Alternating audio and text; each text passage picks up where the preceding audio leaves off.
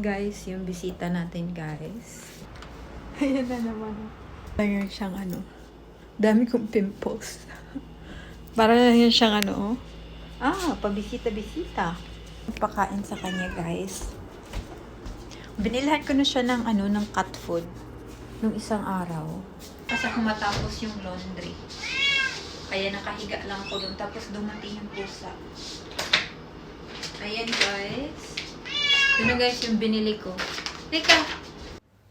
Yan guys, nasanay na yan siya dito. Araw-araw yan pumupunta. Pinapayagan siguro yan ng may-ari niyan. Para siyang ano, cute talaga siya. Para siyang Garfield. Cute niya. Lalaki nga pala yan guys. Ayan, cute ng pusang yan. Araw-araw yan dito. Ayan, kaya binilhan ko ng cat food. Natin guys, yung laundry ko. Tapos na dinadry ko na kasi. Ayan yung ano namin, basement. Ayan. Huwag kayong matakot ha. Yung dal ko yan. Tapos, ginagamit ko kasi yan sa vlogging. Tapos, yung hair niya, sinusuklay. Kaso, nung Halloween, ginawan ko siya ng costume na parang binalot siya sa garbage bag. Tapos, nabugbog. Ayan. So, andyan lang yan siya. Marami kaming boxes dito. Nakaprepare na kasi kami. Sana this May, lilipat kami ng bahay. Bibili kami ng bahay. Kaso, na-postpone. Kasi nga, naoperahan ako.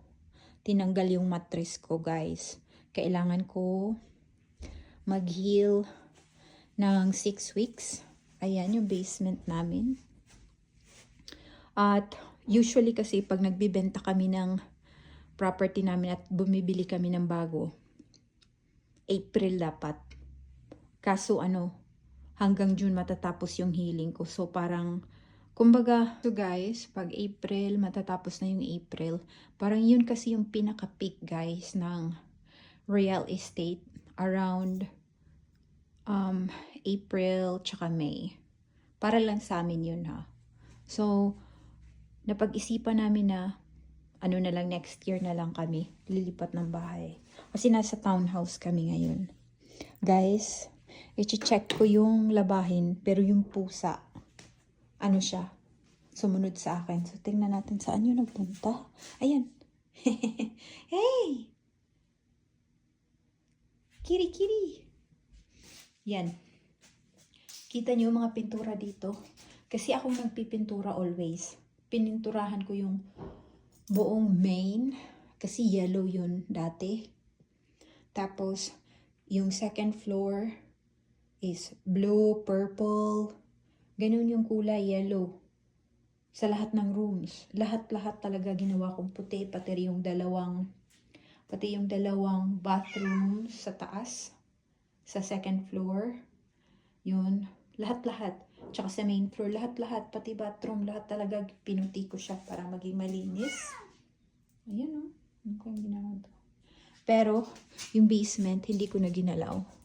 Kasi maganda ang pagkakakulay niya. Ayan. Tsaka hindi naman kami dito nagsistay. Ayan na guys, pumasok siya sa likod. Ayun, pusa. So, check natin guys. Ayan. Tuyo na siya.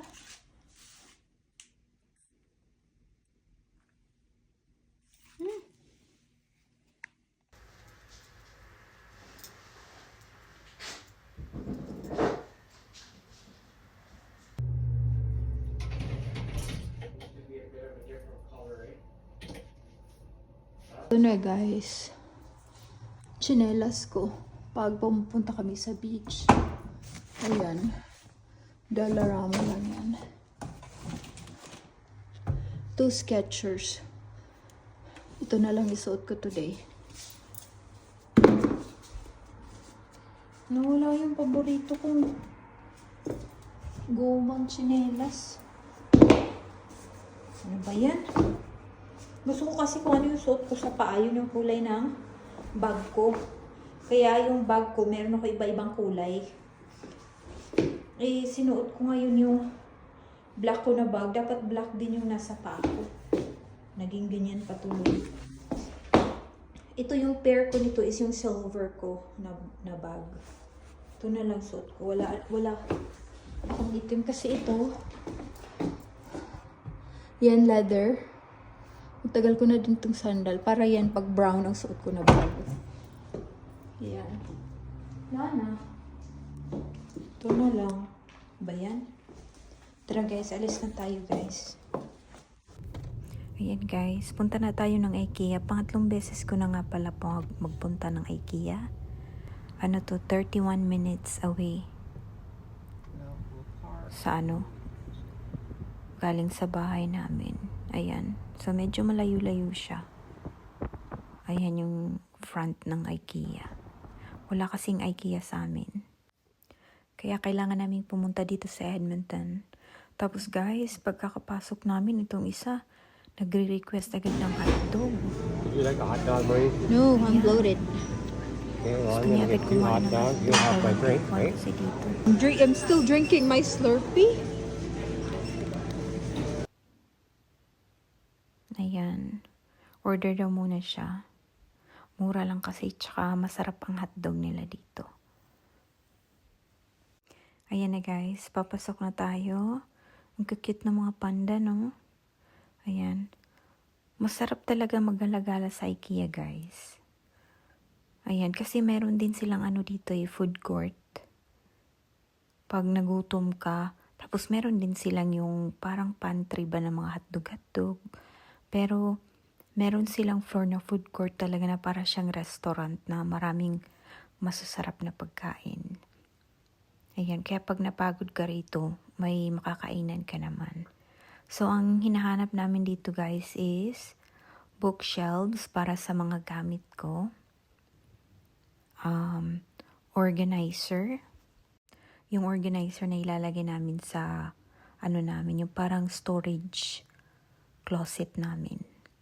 Tapos, bibili din kami ng shoe rack na yung simple lang na dark color. Tapos bibili kami ng table with 2 chairs para dun sa medyo sa front ng kitchen namin.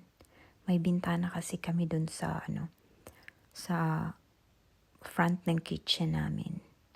Ayan guys.